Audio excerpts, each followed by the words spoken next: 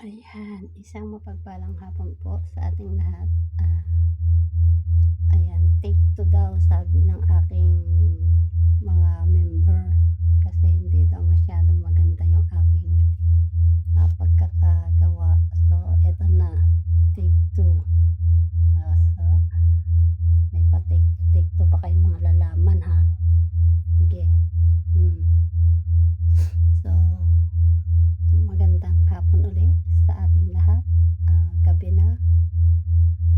Ayan, bago ang lahat, gusto kong batiin ng isang maligayang kaarawan ang ating mahal na advisor.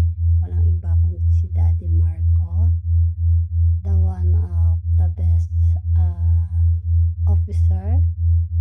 Ayan, ilabas mo na ang mapagkunwari mong kulay. No? Huwag ka nang magpalukob sa masamang espiritu mo. Okay? Dami mong gear. Okay. Sige, seryoso na tayo. Ayan. So, yun. Sa loob ng mag-iisang taon na ako dito sa team Department 8, siguro naman medyo gamay ko na rin ang mga ugali mo. So, alam ko na at alam mo na rin kung saan tayo banda nasasaktan sa ating mga pananalita. Yung mga time na akala natin ay biro, pero kung minsan nakakasama na pala ng loob ng isang tao. So, kailangan maging ano na tayo doon, maging maingat, no? Huwag na nating hayaan na masaktan ang damdamin ng bawat isa sa atin. And then bilang isang kaibigan, ka-office, ka-team, at girlfriend, joke.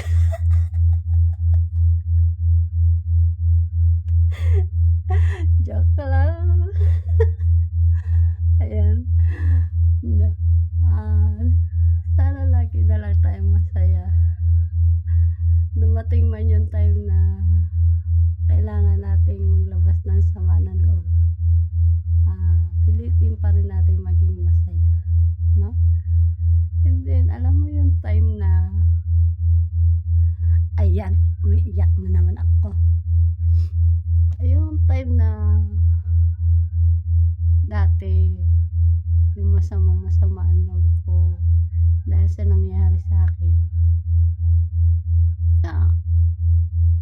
namimiss ko yung mga payo mo, yung mga mabibigat mong salita na hindi ko madala sa aking damdamin. Ay, kaya ka talaga, Daddy Marco. Alam mo, ikaw yung tao na hindi ko basta makakalimutan. Promise. Ikaw yung tipo ng tao na dinadaan mo lang sa pagkakalog yung mga moments ng buhay mo. Pero deep inside, alam ko may tinatago ka sa amin na hindi na ayaw mong makita namin. Although, siguro, mas mainam pa na isipin namin na hindi kami part ng mga moment na yan.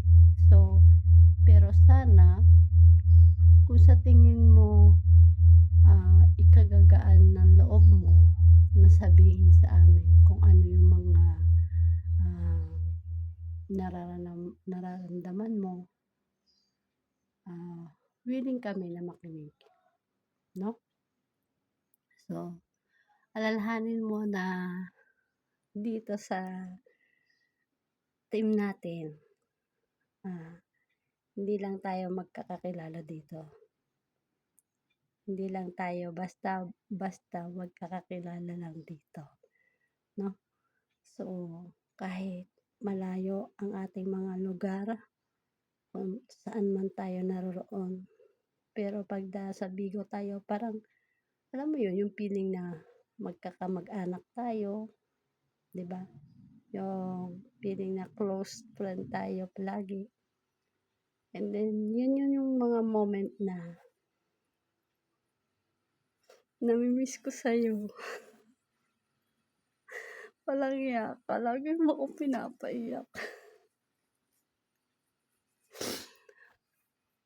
Ay, ayan. So, yun lang. Alam ko naman na happy ka sa love life mo. Pray ko kay God, sana i-motivate ka pa sa gusto mong marating sa buhay. Kung ano man yun, nasa sa'yo yun. Alam kong may paraan ka para maabot mo yun. And good luck sa ating lahat. At sana matuto ka ng makibagay sa lahat. No, iwasan mo na yung feeling abno, hindi bagay sa'yo. No? Alam mo yung tingin namin na henyo ka pagkatapos pagdating sa sarili mo, abnoy ka pala. Diba? Sama. Gets mo? Yun. Happy birthday. Love you.